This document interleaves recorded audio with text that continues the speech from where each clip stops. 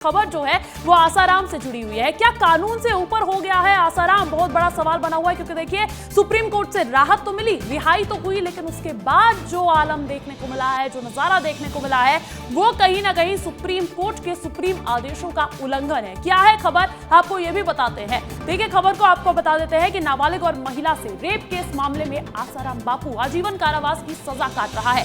Supreme court ने आसाराम को 31 मार्च तक मेडिकल ग्राउंड पर जमानत दी है और जमानत पर आसाराम जेल से बाहर आए हैं। और जेल से निकलने के बाद आसाराम इंदौर के आश्रम पहुंचा। यहां पर वो अपने समर्थकों से मिलता हुआ नजर आया। आसाराम के समर्थक उनके प्रवचन सुनने आश्रम पहुंचे और देखिए आरोप यह है कि कोर्ट से मिली जमानत की शर्तों का उन्होंने उल्लंघन किया। और यही नहीं, वो आश्रम में प्रवचन भी कर रहे हैं और साथ ही साथ उनके प्रवचन को सुनने के लिए समर्थकों की भीड़ भी आश्रम पहुंची। ऐसी भी तस्वीरें निकलकर सामने आई है। ये तस्वीर देखिए आप, किसी ने छुप के ये तस्वीर बनाई है। छुप के तस्वीर बनाने की क्यों जरूरत पड़ी? क्योंकि वहां पर बाकायदा एंट्री के नियम रख दिए गए। आश्रम में एंट्री से पहले सेवादार लोगों से मोबाइल और स्मार्ट वॉच जमा करवा रहे हैं। बताया जा रहा है कि 1000 से अधिक समर्थक उनका प्रवचन सुनने आश्रम पहुंचे हैं।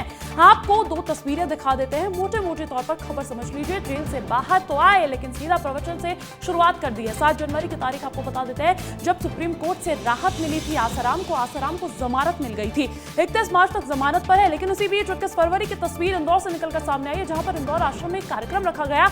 माना जा रहा है कि आसाराम बापू का प्रवचन ही था। अब ऐसे में आपको बता देते हैं कि आखिर जमानत जो है वो किन शर्तों के तहत दी गई थी और कैसे उन शर्तों का खुलेआम उल्लंघन किया गया है, ये भी आपको बताते हैं। ये देखिए आप समझिए पॉइंट दर पॉइंट कि आखिर क्या हुआ है। देखिए जमानत की शर्त ये रखी थी सुप्रीम कोर्ट ने कि फॉलोअर से नहीं मिलना है, साधकों से समूह में मुलाकात नहीं करनी है, मीडिया से तो बिल्कुल भी बात नहीं करनी है, मीडिया से बात नहीं करनी है। इसको तो फॉलो किया है, लेकिन कहां कहां उल्लंघन किया ये भी जान लीजिए आप। उल्लंघन कहां किया है कि इंदौर आश्रम में समर्थकों से मिला आसाराम, सामूहिक रूप से भक्तों से मुलाकात भी की, तस्वीरें भी आपको दिखा रहे हैं। और आश्रम में 1000 से ज्यादा लोग भी जुटे हैं। लोगों के जमावड़े को मना किया था और भी नियमों का उल्लंघन किया गया है, शर्तों का उल्लंघन किया गया है, सुप्रीम शर्तों का उल्लंघन किया गया है। सार्वजनिक रूप से प्रवचन नहीं करना था, 3 गार्ड साथ रखने थे, खर्चा आसाराम को ही उठाना था। लेकिन हुआ क्या कि भारी संख्या में गार्ड्स को तैनात रखा, कड़ी सुरक्षा के अपने इंतजाम प्रबंध करके रखे।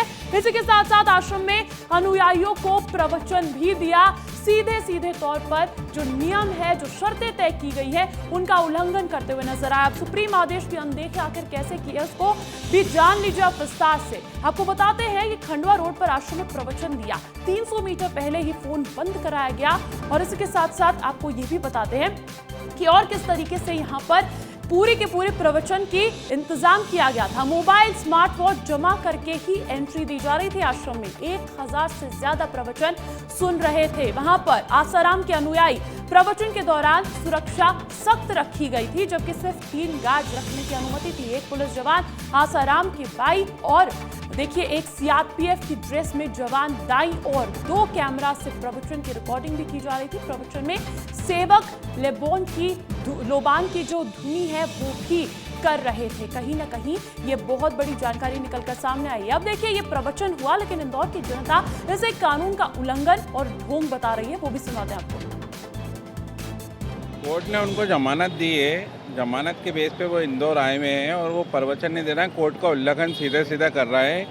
देखिए उनको जिस शर्तों पर जमानत मिली है, जिसमें ये कोर्ट ने द्वारा साफ कहा गया है कि उनको ना तो बाहरी व्यक्ति से मिलना है, ना कहीं कोई प्रवचन देना है, तो वो ये कोर्ट की शर्तों का खुला उल्लंघन है। कोर्ट को इसको संज्ञान लेना चाहिए और उस पर कार्रवाई करना चाहिए, क्योंकि अगर ये यहाँ इंदौर से ही गिरफ्तार हुए थे, इंदौर में आकर वापस ये अपनी गतिविधियाँ शुरू कर रहे हैं, तो इसलिए कोर्ट का उल्लंघन है और कोर्ट को इसको संज्ञान लेकर कार्रवाई करना चाहिए या वापस उनको जेल बुलाना चाहिए।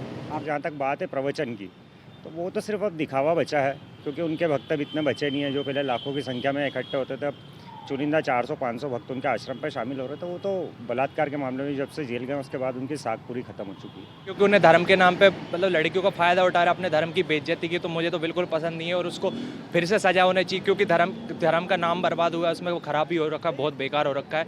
तो मैं तो यही बोलना चाहूँगा कि उनको फिर से सजा होना चाहिए और कानून उन पर कार्रवाई करे। तो इंदौर की जनता को सुना आपने, कहीं ना कहीं खबर दिखाने के पीछे का एजेंडा भी यही था कि क्या सुप्रीम आदेश से बड़ा हो गया आसाराम।